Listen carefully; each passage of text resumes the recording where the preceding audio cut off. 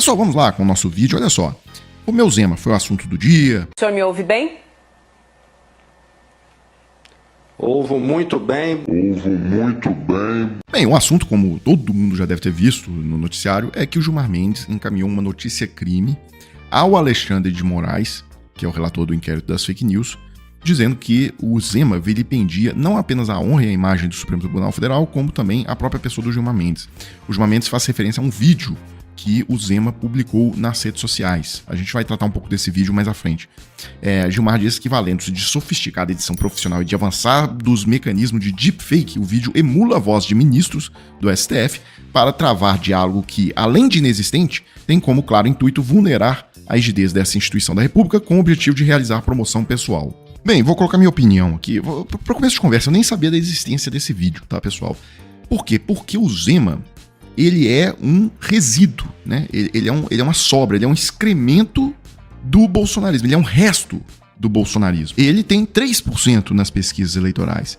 Então, eu não acompanho. Eu nem sigo ele no Instagram, eu não acompanho uma pessoa que tem 3% nas pesquisas eleitorais. Eu ouço falar dele quando acontece alguma coisa desse tipo aí do ovo, ele comendo banana com casca, alguma idiotice que ele faz, ou ele ofende os nordestinos e tal. Agora, acho interessante tocar nesse ponto que os 3% que ele tem nas pesquisas eu considero menos do que os 1,8%, por exemplo, que o Renan Santos tem. Por quê? Porque o Zema é resíduo mesmo do bolsonarismo. Então ele é o resto que sobrou, não tem valor algum, é um nada. Ele é o nada absoluto. O Renan Santos, pelo menos, ele tem originalidade, no sentido de que ele realmente botou uma bandeira, quer dizer, odeio o PT e odeio o bolsonarismo. Então, ele pelo menos é uma coisa diferente, né? O Zema não, o Zema é resto mesmo. Inclusive, o Zema não serve nem para ser vice do Flávio Bolsonaro. Ele já foi descartado. Isso por várias razões, o Flávio Bolsonaro quer uma vice-mulher, mas principalmente pelas declarações do Zema, de que nordestino, insinuando que nordestino não trabalha, que nordestino não produz, e aí isso aí se tornou tóxico. O Flávio não tem como ter um vice com esse perfil, precisando dos votos do Nordeste. Outra razão que o Flávio já descartou é essa financeira, essa Zema financeira. Se aparecer a confirmação de que houve qualquer desconto irregular de aposentados por meio dessa financeira, no curso da campanha eleitoral, por exemplo, seria devastador para o Flávio Bolsonaro. E do ponto de vista de entrega, tal, o Zema é um cara que não agrega absolutamente nada. Minas Gerais iniciou 2026 com a pior situação fiscal do Brasil todo. Tá? Isso aqui não sou eu que digo, isso é o próprio governo de Minas Gerais. O ranking que está nessa matéria do Metrópolis, vocês podem conferir, é um ranking com as informações dos tesouros dos respectivos estados. Agora, você não precisa confiar em dado nenhum. Pegue seu carro, eu faço esse desafio para você. Pegue o seu carro e venha do interior de São Paulo e entre no estado de Minas Gerais por meio de uma rodovia estadual. Tá? Então faça isso vindo de São Paulo, faça isso vindo de Goiás, do Espírito Santo, do Rio. E aí você veja com seus próprios olhos a diferença. As estradas de Minas Gerais não tem estrada mais, as estaduais. É um nível de devastação tão gigantesco. São as piores estradas do Brasil, segundo estudo, se eu não me engano, da Confederação Nacional dos Transportes. Minas Gerais lidera com as rodovias mais perigosas. A insegurança normalmente acompanha quem viaja pelas rodovias do estado. Não, a gente não sente seguro. Todo lugar que a gente vai tem estrada impedida, tem estrada com muito buraco. Muitos acidentes acontecem por causa de buraco também. Olha a situação desse trecho da LMG 808, que liga Contagem a Esmeraldas. Metade da pista foi embora com a erosão. Quem passa por aqui diz que a situação está assim há anos. Em diferentes cantos tem mais reclamação. Os problemas aparecem em trechos estaduais, como este em Uberlândia, no Triângulo Mineiro. Minas Gerais, de acordo com um levantamento feito pela Confederação Nacional do Transporte, em 2023, lidera o ranking do perigo nas estradas brasileiras. A CNT constatou 383 pontos considerados críticos aqui no estado. Aqui em Minas Gerais não é difícil localizar problemas. De Babacena para Ubá, só buraco. De Lafayette para Viçosa, só buraco. Quem pega as estradas mineiras quer o conserto dos trechos com problemas e mais uma outra providência. Mais sinalizações, você anda trechos, assim, quilômetros, que a sinalização, as placas de sinalizações estão cobertas por matos, difícil trafegar, né? Bem, então eu acho que eu não preciso mais caracterizar a figura. tá? Acho que para quem é de fora de Minas Gerais, já identificou do que se trata o cidadão. Agora, a gente já vai passar a discutir a questão aí do Gilmar Mendes contra ele e tal, já em outra esfera. Por exemplo, a Dani Lima acha que o Gilmar Mendes mordeu a isca que o Zema deixou. O Zema, justamente por não ter nada a apresentar, ele botou essa pauta anti-STF no braço. Não é anti-STF, né? Porque ele não fala nada dos 18 milhões lá do filho do Nunes Marques. A questão dele é anti-Alexandre de Moraes, anti-pessoal que puniu os golpistas, né? É nessa linha. Ele não tá nem pro filho do Fux, também recordista de ações lá no STF e tal. Isso ele não tá preocupado, não. Então a pauta dele não é anti-STF, é anti-ministros que impediram o golpe de Estado. E ele acha que isso aí vai impulsionar o nome dele e tal. A estratégia do Romeu Zema está muito clara, né? Desde o início, é tentar se destacar numa corrida eleitoral na qual ele está sendo governador do estado de Minas Gerais, um dos 3 maiores colégios eleitorais do Brasil. Ele está saindo atrás do ex-governador de Goiás, um estado infinitamente menor em população e eleitorado, né? Estou falando do Ronaldo Caiado. Então, está buscando fazer o Supremo de suporte, de escada.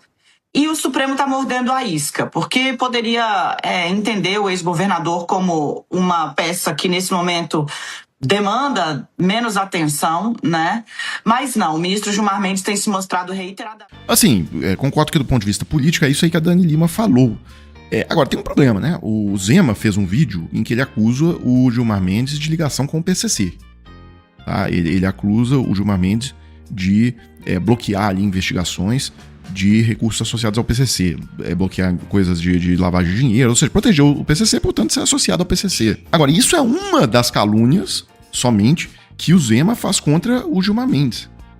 Ele acusou o Gilmar Mendes ali de uma série de crimes. Se você pegar o que eu vi o vídeo todo, ele acusa o Gilmar Mendes de fazer parte de várias organizações criminosas, de proteger todo tipo de corrupção, ou seja... E aí como é que faz, né? Porque calúnia está prevista na legislação penal brasileira. É um crime. E outra coisa, o ministro do STF não é político.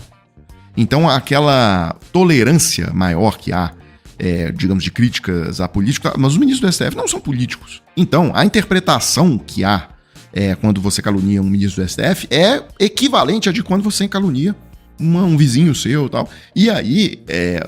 é mais duro, né? A interpretação, normalmente, ela é mais dura do que se for uma crítica a um político. Bem, a Globo, novamente, se colocou contra o STF desde o primeiro momento. Eles já abriram o programa, já descendo a lenha no STF. Mas, Trauman, vamos aqui. Que momento vive o Supremo, hein? Que momento. Boa tarde, Leilani, boa tarde, amigos, boa tarde, assinantes. O que eu acho que é o irônico desse processo todo é que a ação do ministro Gilmar Mendes, ela confirma justamente o que o ex-governador Zema está falando. A lógica do Zema eles são intocáveis. É a série de vídeos que o Zema tem colocado nas suas redes sociais, é justamente isso. São situações em que, mostrando com humor, você pode dizer que passa o limite, não passa o limite, mas é um humor crítico e ácido que faz parte totalmente do jogo da campanha, você pegar e dizer, olha, os ministros supremos se acham acima da lei, eles se acham uma casta. O que o ministro Gilmar Mendes faz ao tentar colocar, como disse o Otávio, não tentar uma ação civil de reparação, etc, mas ao tentar colocar o Zema dentro do processo do inquérito da fake news, é justamente mostrar que ele se acha intocável. Quer dizer, confirma justamente a crítica que ele tá levando. E que não é a primeira vez. Na semana passada, o ministro Gilmar Mendes, não só o ministro Gilmar Mendes, também o ministro Toffoli, eles claramente ameaçaram o senador Alessandro Vieira de uma ação que pode impedi-lo de ser candidato em outubro. Usando abuso de poder. Usando por um suposto abuso de poder ao ele tentar, e aí eu acho que todo mundo concorda que foi um erro do Alessandro, mas a questão não é essa, a questão toda é o método. O método, assim, claramente o método do ministro Gilmar Mendes e o método dos outros ministros, hoje parece ser assim, qualquer crítica é considerada um ataque. Qualquer crítica tem uma resposta com um dobro de poder e mostrando assim, é como se... Bem, isso que ele disse por último não é verdade, tá? O Estadão, nos últimos 3 anos, acho que não teve uma semana que o Estadão não teve um editorial contra o Supremo. E ninguém lá no Estadão foi processado. O Estadão tem uma equipe de jornalistas construída em torno do assunto Supremo. Pessoas que fazem críticas bárbaras, inclusive flertam com as teses golpistas e tal, liderados ali por esse Fernando Schuller. E nunca ninguém foi processado ali por crítica ao Supremo, não, tá?